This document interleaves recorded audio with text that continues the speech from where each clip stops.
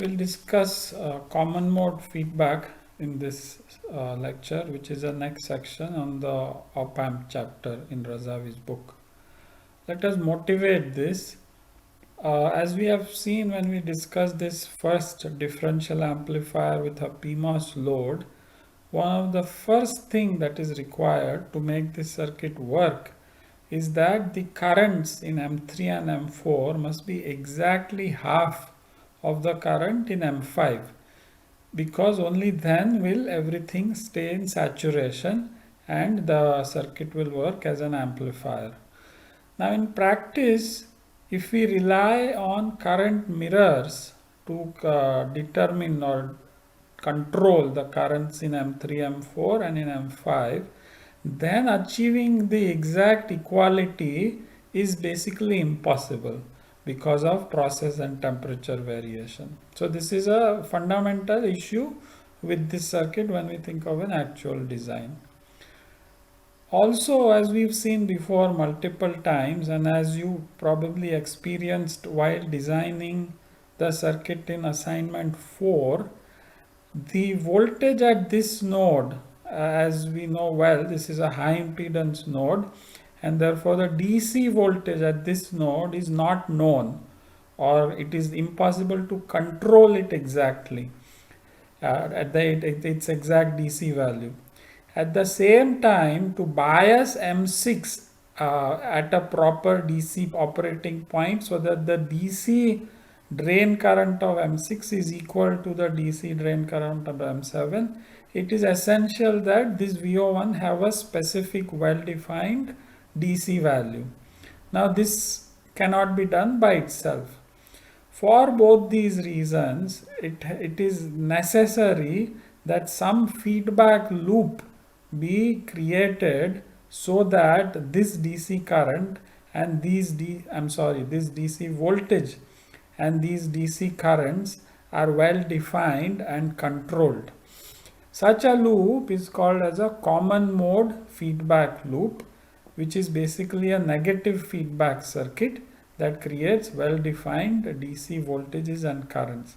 This is a common mode loop because it is controlling the common mode currents and voltages. It will not affect, or it should not affect, differential mode inputs and voltages and currents.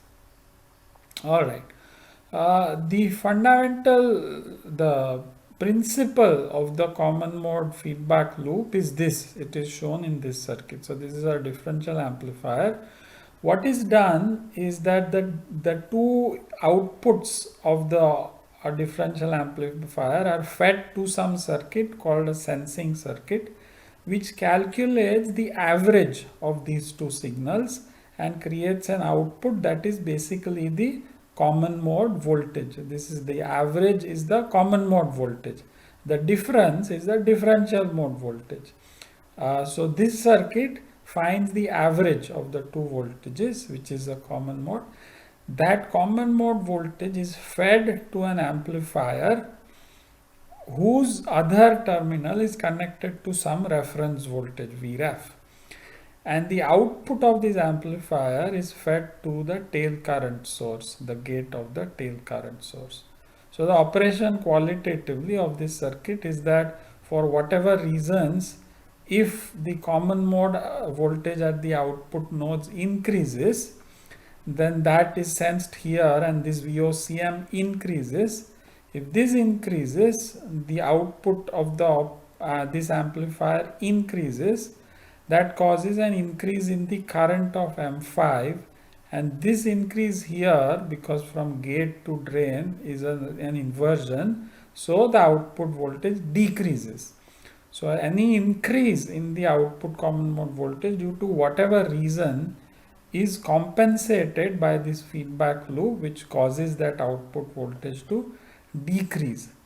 And if the gain of this feedback loop, the loop gain is large enough, then as you know, these two voltage will be practically equal, and therefore the output common mode voltage here will be equal to V reference, and we can choose V reference as we need to decide what voltage will appear at the output nodes of the differential amplifier, the DC output voltage.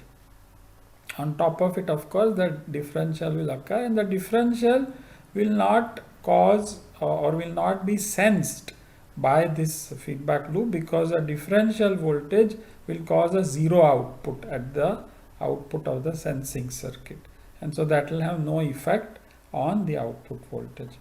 Note that this feedback, it is possible to apply or connect this output of the op-amp, this differential amplifier, to the gate of M5 or to the gates of M3, M4. Both are equally possible to do. Here is just one of these two ways. Also note that this loop stabilizes the output voltage as well as the currents, these M3, M4, M5. So for example, for whatever reason, if the current in M5 is larger than the currents in M3, M4, and when I say current, I am of course saying the saturated drain current. So if the M5 current is larger, then as you know, M5 will go into triode, this voltage, so this node voltage will go down. Therefore, these node voltages will go down, and then that will cause this to go down, and that will cause this to go down, and it will reduce the current in M5 until it becomes equal to twice the currents in M3 and M4. Alright, so now let us think about the first thing we'll do is let's think about how we'll implement this sensing circuit. How do we create a circuit that finds the average between two voltages? The simplest circuit that creates an average between two voltages is what? It is a resistor divider. So you just connect two resistances of equal value, and if we take the voltage in the middle of these two resistors, and then VOCM is the average of VO1 and VO2. So this is the simplest possible sensing circuit that finds the average of VO1 and VO2. What is the disadvantage of this circuit? The disadvantage is that at this node, for differential mode inputs, this node will be at AC ground, right? Because this is some plus VO and this is minus VO, then this node is at 0 for the AC, and then this R appears in parallel with RO1 and RO3 in the differential mode circuit, and so that the overall output resistance of the circuit becomes smaller and the gain reduces. Or if we don't want that to happen, then we have to make R very large compared to RO1 and RO3. And it turns out that fabricating large resistances on a chip takes up a lot of chip area. So that is a disadvantage of this simple sensing circuit. Now to overcome this disadvantage of basically the R loading the output node, one solution is to connect a source follower between the output node and the resistor divider. So here is that circuit. So this is a resistor divider, and between the output and the resistor divider on both sides, we connect source followers. So this will get rid of the loading at the output nodes, and then this can be taken as the output common mode voltage. There are two things that this circuit has, the two properties. One is that the output common mode voltage is actually smaller than VO1 plus VO2 by 2 by the VGS of these source follower transistors. So it's not an accurate reproduction of the common mode voltage. The other is that because there is a source follower, the minimum voltage that can exist at the output nodes becomes larger, because there must be at least a VGS present to keep these two transistors on. So the overall output voltage swing becomes slightly smaller. In any case, for the purposes of this lecture, in which we are going to do a simple design of this entire circuit, we will assume that we'll use the simple resistor divider without the source follower. Okay, so now let us design this complete circuit, the differential amplifier with a common mode feedback loop. This is a very interesting exercise. I have not seen it done anywhere in any book. So it's a lot of learning to be obtained also, along with, of course, learning to just design the common mode feedback circuit. So what we are saying is we want to design the differential amplifier, the values of R, and we want to design what is inside this amplifier. In fact, we'll have to choose the circuit configuration that goes inside it and then decide all the W by Ls and the gate voltages for that circuit to meet a set of specifications. And the specifications given to us are these. The DC drain currents in M1, M2 are 1 milliamp.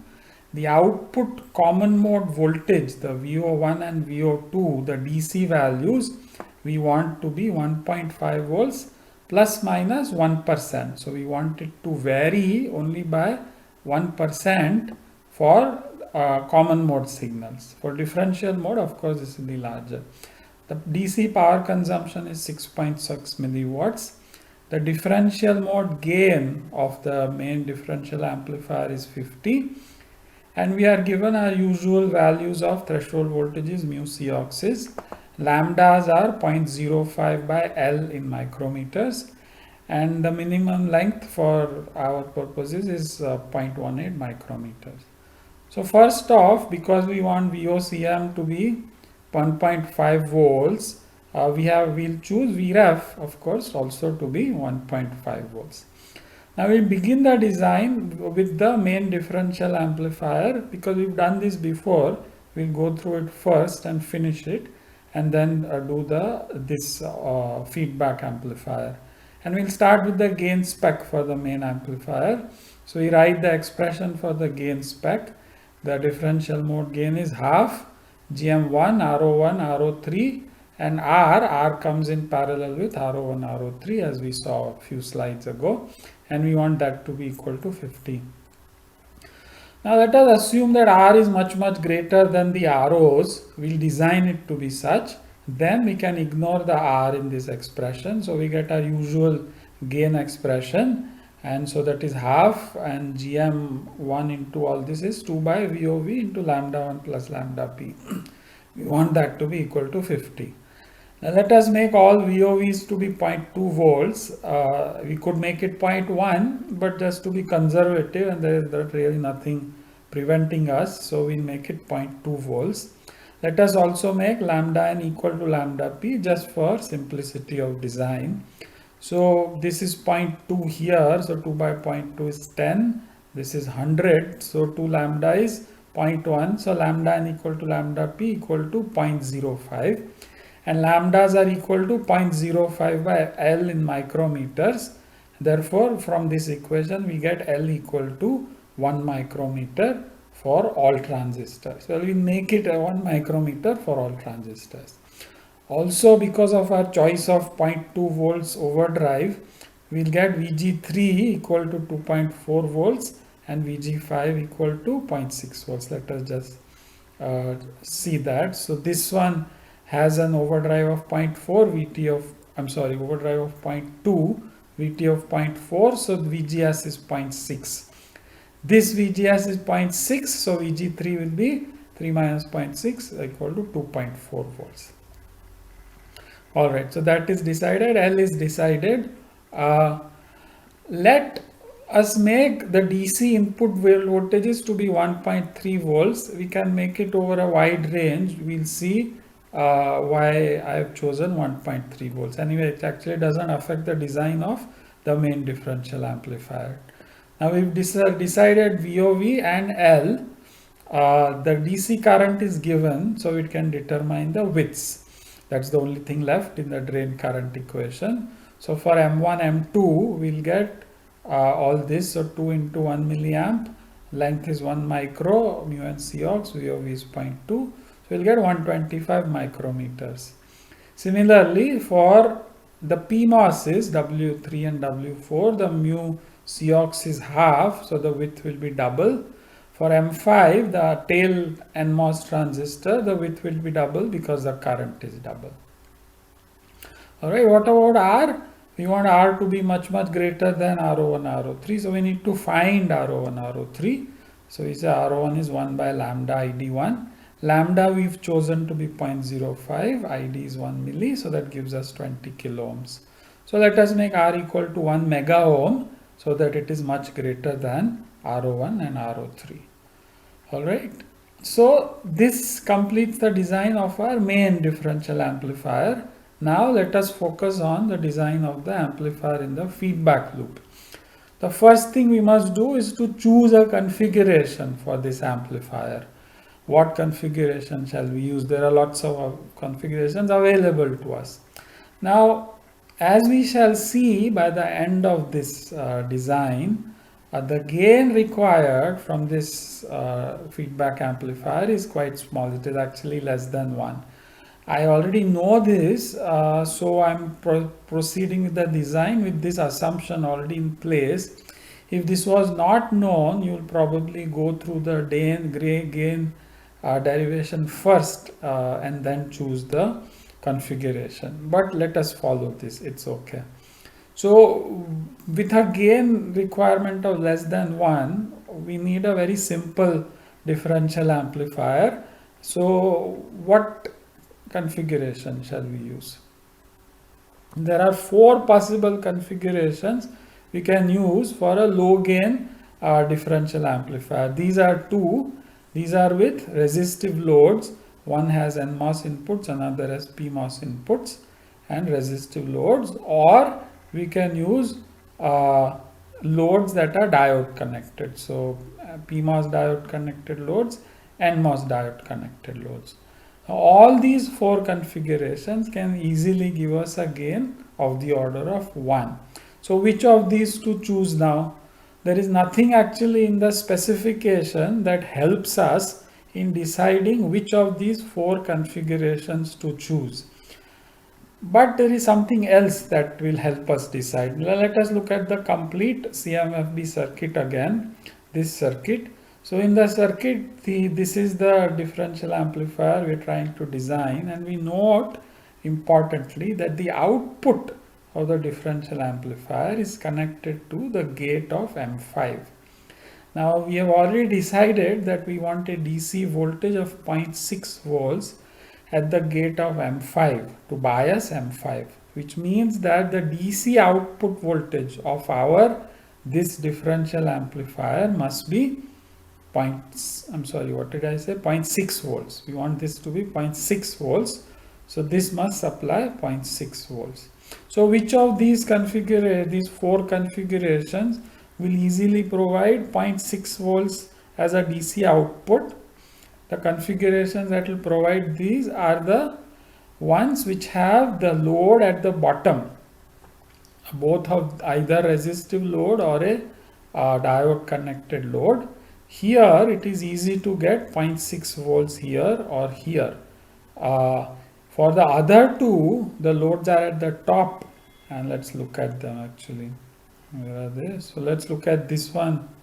This one, for example, here this output voltage, the DC is going to be close to 3 volts of the order of 2.4 volts. We want 0.6 volts, so clearly this is a better choice than this. So let us choose between these 2 now. These 2 will give us a DC output voltage that we desire. Now either of these will work. The advantage of choosing a diode connected load is that we are going to connect this gate, either this one or this one, it doesn't matter, to the gate of M5. And when we connect this to the gate of M5, this will automatically form a current mirror, which are very nice and easy to design, and they are invariant against threshold voltage variations. That advantage is not obtained with resistive load. So let us choose this as our differential amplifier for the feedback loop. All right. So now this is our complete circuit where the feedback amplifier is replaced by an actual circuit which is connected to M5, and this VOCM goes to one of the inputs of the differential amplifier and the other input is Vref. Now I've connected this to M5. So with respect to this as the output, VOCM must be positive, Vref must be negative, because that is what we had in the original circuit. And so from here to here there is a change of sign. So we make Vref connected here and VOCM connected here. And so this is the circuit. Now we must design this circuit. So let us think about designing this circuit. So these are the specifications given. The total power consumption is 6.6 milliwatts. Out of this, the main differential amplifier is already consuming the 3 volt supply times 2 milliamp current of 6 milliwatts. So the feedback amplifier can consume 6.6 minus 6.6 milliwatts, which means 0.6 by 3 is 0.2 milliamps for 2 arms. So each arm has 0.1 milliamp of current. All right, so each of these arms will design for 0.1 milliamp. M15 will carry 0.2 milliamps. What about lengths? Lengths will be determined primarily by the voltage gain requirement, as we know. So let us think about the voltage gain requirement of this feedback amplifier. From where does this requirement come? It actually comes from this specification, that we want the output common mode voltage to vary only by plus minus 1% as everything varies. So let us think about this a little more. Let us think about what causes VOCM to vary. So the process will make it vary, temperature will make it vary, lambda will make it vary, and of course the most obvious one is, as the input common mode voltage varies, the output common mode voltage will vary, as we have seen, because there is some common mode gain. Now let us, for the purpose of this design, focus only on this last variation. So what we are saying is that as VC varies over its entire range, VC is the input common mode voltage. As it varies over its entire possible range, we want the output common mode voltage to vary only by 0.015 volts. 1.5 volts plus minus this 1% is 0.015 volts, about its DC value of 1.5 volts. Now how much can the input common mode voltage VC vary? It can vary by its ICMR, right? The input common mode range. So let us find the input common mode range. So our VC min is VO5 plus VGS1, which is 0.8 volts, and VC max, actually let us go back and look at this. We've done this before, but let us do this. Okay, so here VC min, the common mode minimum voltage is the VGS plus the overdrive of M5. So that is 0.2 plus 0.6, so 0.8 volts. What is the highest common mode that this can go to? It is actually limited by the output, by the saturation condition for M1 and M2. This we have fixed at 1.5. So the gate voltage can be the drain voltage plus the VT. This is 1.5. So the gate can be 1.5 plus 0.4. So that gives us 1.9 volts. So the input common mode range for our amplifier is 0.8 volts to 1.9 volts. Now note that this is directly determined by the VODC that we have fixed. Our specification was 1.5 volts, and that determines what is the highest voltage that can be applied to the input of this differential amplifier. If we increase this, we can increase this also. All right, remember that it's important to recognize that the output limits the input common mode range. Anyway, for now, let's keep it at 1.5 and 1.9. So the range of EC is 0.8 to 1.9. So let us make this is the input common mode range. So we say let the input DC, the quiescent DC voltage, be about halfway between 0.8 and 1.9. So let's choose 1.3 volts. and then we see the actual common mode input common mode voltage can vary as 1.3 volts plus minus 0.6 volts. Actually, it is, how much is it? It is plus 0.6 and minus 0.5, right? Plus 0.6 is 1.9, minus 0.5 is 1.8. So basically, we are saying that the input common mode voltage can vary about its DC quiescent voltage by about 0.6 volts. By the way, this 1.3 volts is what I had referred to while designing the main differential amplifier a few slides ago. So what we are saying is that the input common mode voltage can vary by 0.6 volts, and as it varies by 0.6 volts, we want the output common mode voltage to vary only by 0.015 volts. This is what we desire. Now this is actually nothing but the common mode gain of our main differential amplifier. So this ratio is 0.025. So we could say that what we are looking for is to design this amplifier such that its common mode gain is 0.025. If we were to able to make this common mode gain 0.025, then even if the input common mode voltage varies by a large amount, the output would stay constant at 0.015. I mean at 1.5 volts, and it will not vary much. Of course, to get such a small common mode gain is extremely difficult. That is why we need a common mode feedback circuit. All right, and so in fact, this is one way of motivating a common mode feedback circuit. And this is not the only way, because in fact, even if the common mode gain is low, that doesn't ensure that the drain current, the DC drain currents of M3, M4 in our main differential amplifier are exactly half of the current in M5. So that is of course the other reason we need CMFP circuits. So anyway, let us work with this gain, and this will give us this will lead us to the gain of the feedback amplifier. Okay, so in order to do that, we need to write all the equations for the feedback loop, and this is actually slightly tricky. Let us go through it. The first thing we recognize as we do this analysis is that we are doing this analysis for the common mode signal, and for common mode signal, the main differential amplifier is completely symmetric, and therefore we can cut the main differential amplifier into half and take only one half of it, as we did it when we discussed the common mode gain of the simple differential amplifier. So we'll analyze only one half of it. So this circuit is drawn here. So the main differential amplifier is reduced to M1, M3 and half of M5. So I've removed M4, M2 from the circuit because this is all we need to do a common mode analysis of the complete loop.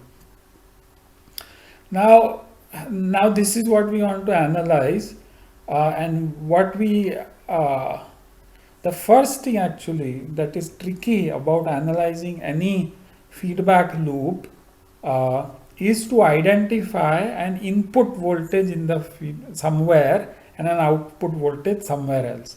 All right, sometimes it is determining where to take the input and where to take the output. Sometimes it's tricky, so one has to be careful. For our case, it is not tricky because we know that our goal is to use this as the input, the VC, and the VOCM as the output, and obtain an expression for that ratio, and we want to make that ratio equal to how much was it?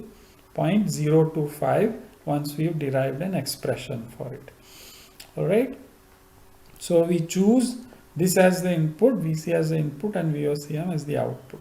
Now for our analysis, which will be actually a small signal analysis, although I'm not drawing small signal circuits, when we are finding gains, we are of course doing a small signal analysis.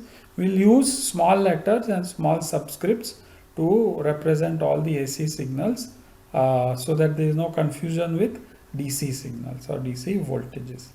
All right. Now I'm going to define three gains for this circuit and then we'll put it all together. So let's define AF as the gain of this differential amplifier. The gain from this as the input and this as the output. So from here to here we are defining the gain as AF. Minus AC is the common mode gain of the main differential amplifier. So this is our main differential amplifier, and the gain from here to here of only this part without the rest of the feedback loop, I am defining as minus AC. Minus only so that AC is a positive quantity, because we know that the gain from here to here is negative. So we take the negative sign out. And I'm defining the gain from here, from VG5 to VOCM of this circuit as AT, T just for tail. So that is AT is VOCM divided by VG5 of this circuit. It is important to recognize which circuit we are talking about, because the signal could travel over two different paths. All right. Now, so for AF, we write the output of this differential amplifier is VG5 equal to the gain of this circuit AF times the input. The input are actually two, the VOCM minus VREF, the AC.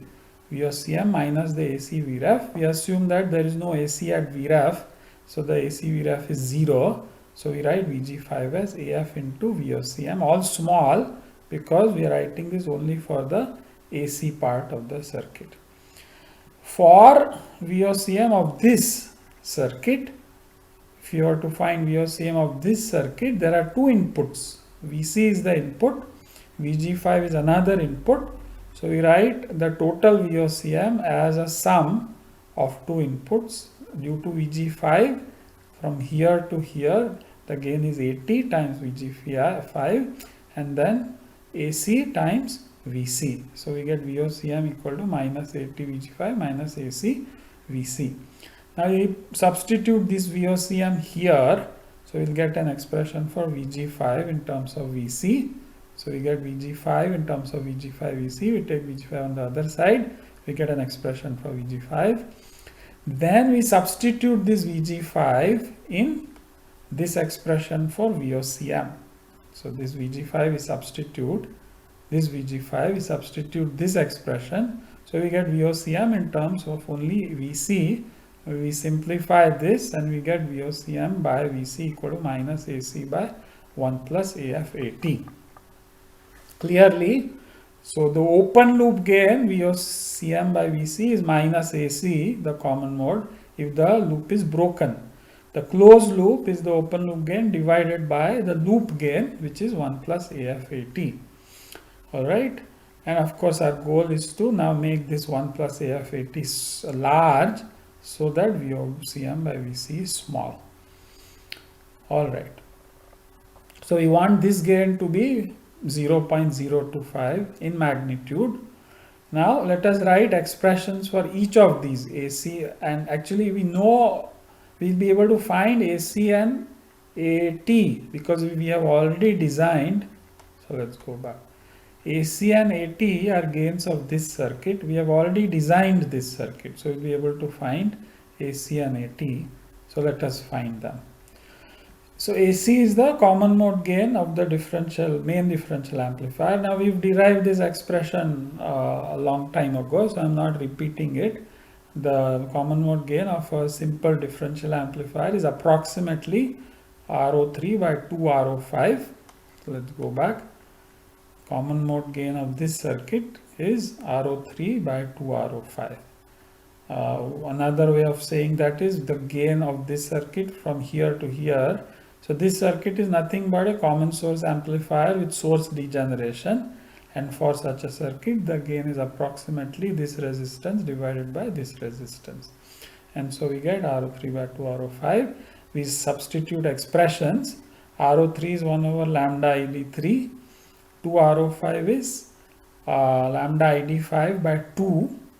ID5 by 2 is ID3. So this cancels and we get 1. So AC is 1. The common mode gain of our main differential amplifier is 1. Alright. Okay, now let us find AT, the gain from here to here. What is this amplifier if the input is here?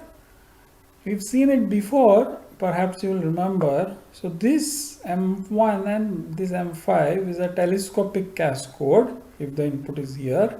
The output is here, but this is telescopic cascode with a simple PMOS load.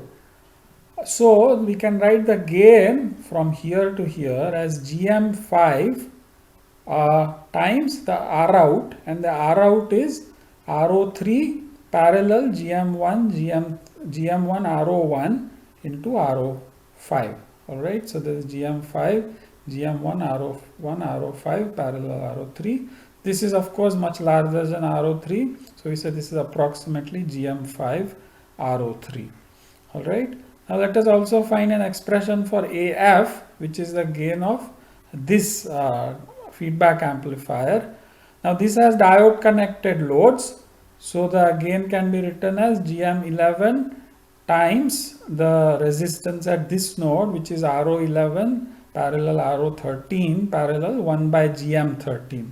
So that is this, and if you assume the ROs to be much greater than 1 by GM13, so we get the gain as GM11 by GM13 approximately. Alright, so now we found all the three gains. So let us find expression. So this is the expression, and we found AC already to be 1. Let us find AT. So AT is GM5RO3.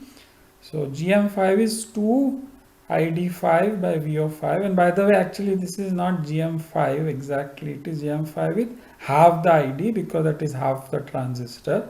So we get this, and RO3 is 1 by lambda ID3. 0.5 ID5 is 1 milliampere, 0.2 etc., and we'll get AT to be 200. So AT is 200, AC is 1.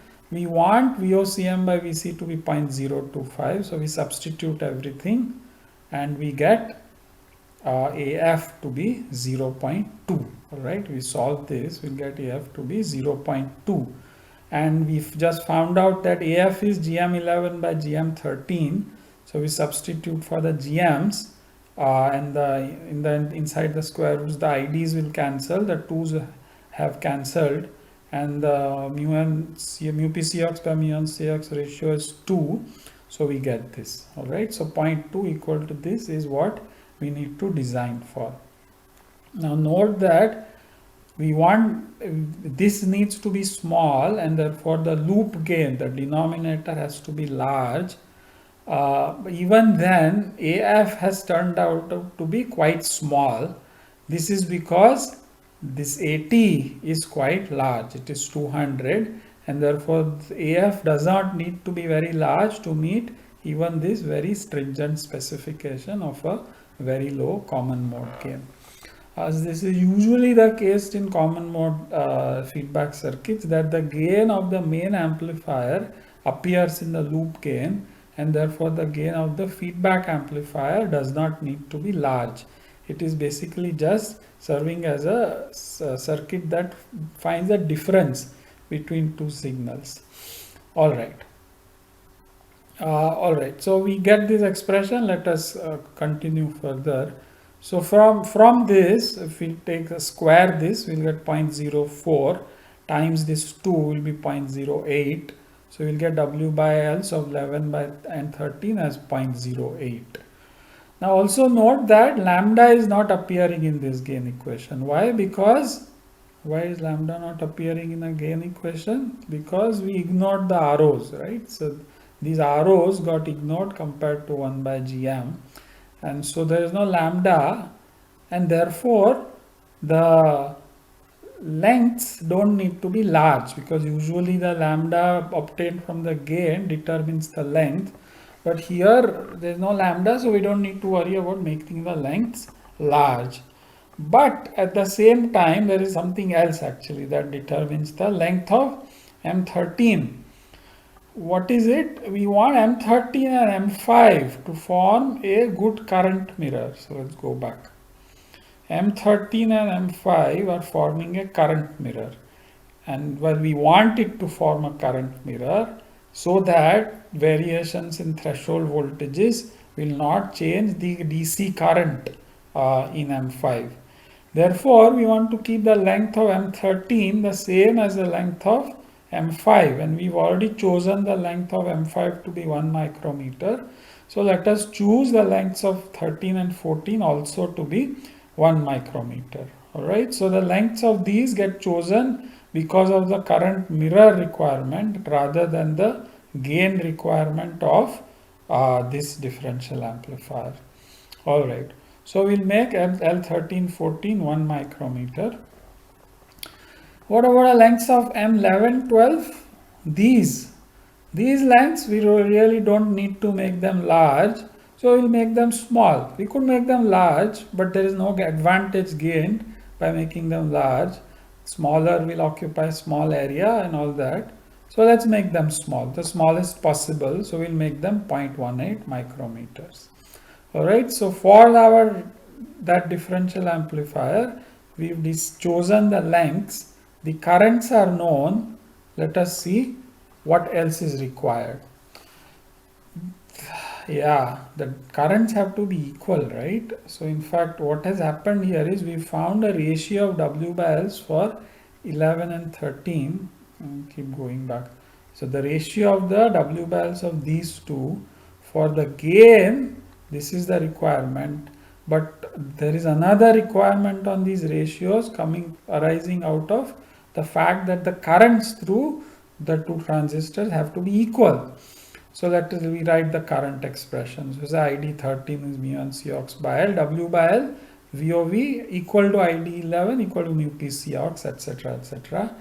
And so this mu P Cox is twice, mu n Cox is twice mu P Cox. So we'll get a 2 here, and we get this expression getting rid of the mu Cox's. So that we take the W by L ratios, they are twice the ratios of the square of the overdrive voltages. Now, how do we decide these overdrive voltages? Let us go back. Here, we've decided this to be the VG5 to be 0.6 volts. So the overdrive of this is 0.2. So the M13 overdrive, of course, also has to be 0.2 so that they form a mirror. So that decides the overdrive voltage of M13.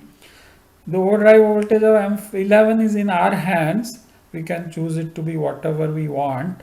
So first we say VOV 13 has to be 0.2. Let us make the overdrive of M11 also as 0.2. We could make it anything, even up down to 0.1 volt. But just for the sake of simplicity, we make it 0.2.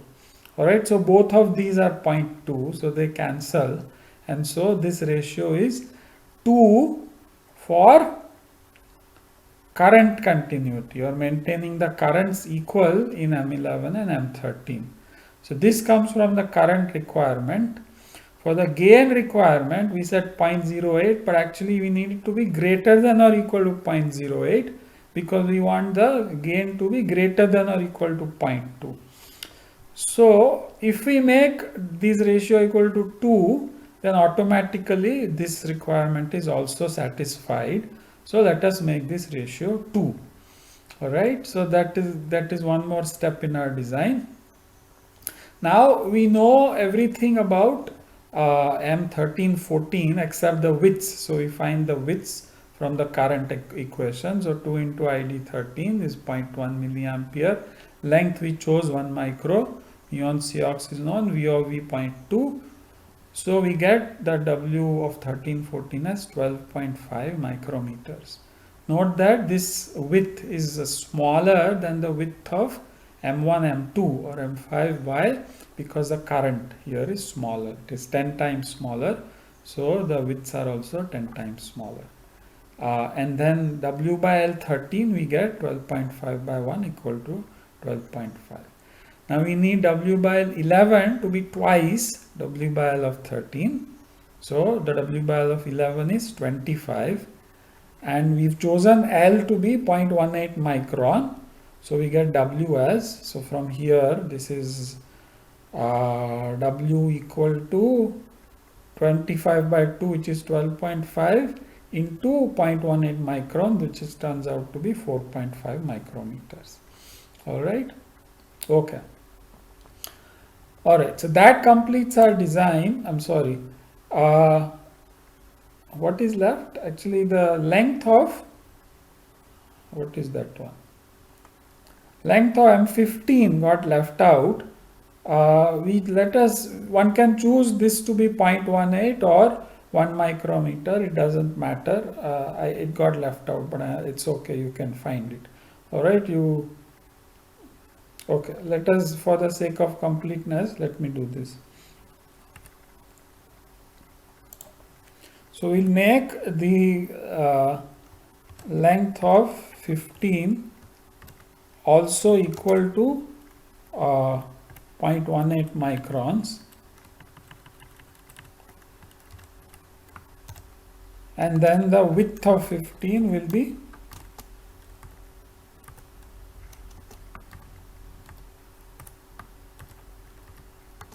twice of the width of 11 and 12, because the current flowing is twice, and we'll assume that the VOV of 15 is also 0.2 volts.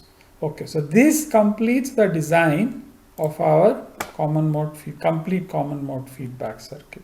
Now, as I say every time, I'm leaving it as homework for you to verify this design by doing a complete DC and then AC analysis of the circuit, and then making sure that all the specifications are met.